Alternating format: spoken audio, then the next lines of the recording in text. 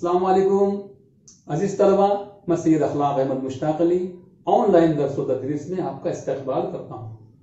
अजीज तलबा, हमने गुज़िश्ता वीडियो में देखा था कि इसम किसे कहते हैं और इसम की किस्में कौन कौन सी हैं। आइए आज हम जानेंगे कि मुज़क्कर किसे कहते हैं और मुअन्नस किसे कहते हैं।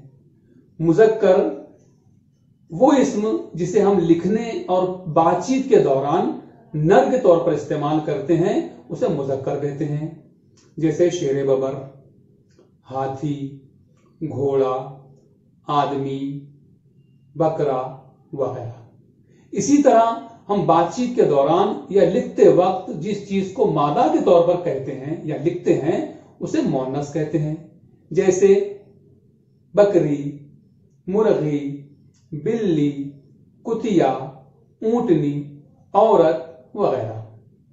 इसी तरह से जिस तरह से जानदार में मुज़क्कर और मुअन्नस होते हैं उसी तरह से बेजान में भी मुज़क्कर और मुअन्नस होते हैं, लेकिन थोड़े फर्क के साथ। अब कैसे? तो बेजान मुज़क्कर में जैसे समुंदर, बादल, शहर, गांव वगैरह वगैरह मिसालें हैं। इसी तरह से मादा की मिसालें जो बेजान हैं जैसे किताब, घड़ी, नदी, जमीन, फसल, ये बेजान मुअन्नस की मिसालें हैं। फर्क जो मैं कह रहा था आपसे कि फर्क क्या है, तो फर्क सिर्फ ये होगा कि बेजान में किसी मुज़क्कर का मुअन्नस नहीं होता। तो मिसाल के तौर पर घर ये बेजान है और मुज़क्कर है, लेकिन घर का कोई मुअन्नस नहीं होगा। इसी तरह से समुंदर ये मुज़क्कर है, समुंदर बेजान है इसलिए समुंदर का कोई मुज़क्कर नहीं होगा। इसी तरह से किताब मुअन्नस है लेकिन बेजान है इसलिए किताब का कोई मुज़क्कर नहीं होगा।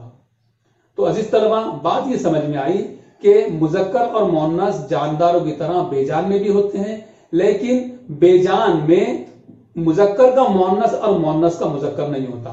उसकी शनाख्त के लिए, उसकी पहचान के लिए एक आसान तरीका यह है कि हम अगर चाहें तो उस मुज़क्कर से पहले या उस मुअन्नस लफ्ज से पहले एक लफ्ज का इस्तेमाल कर लें, सिफत का इस्तेमाल कर लें। मिसाल के तौर पर बड़ी नदी, बड़ा घर।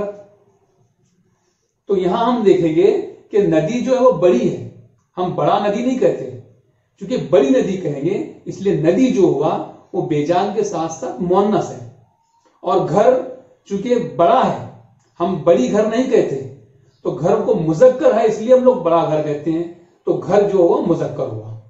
तो मैं समझता हूं कि आप समझ गए होंगे कि मुज़क्कर मुअन्नस किसे कहते हैं और बेजान चीजों के अंदर मुज़क्कर और मुअन्नस कौन कौन सी चीजें हैं। इसी तरह की मिसालें अपने सबक से निकालें और उसे अपनी बयाज में तहरीर करें। अस्सलाम वालेकुम।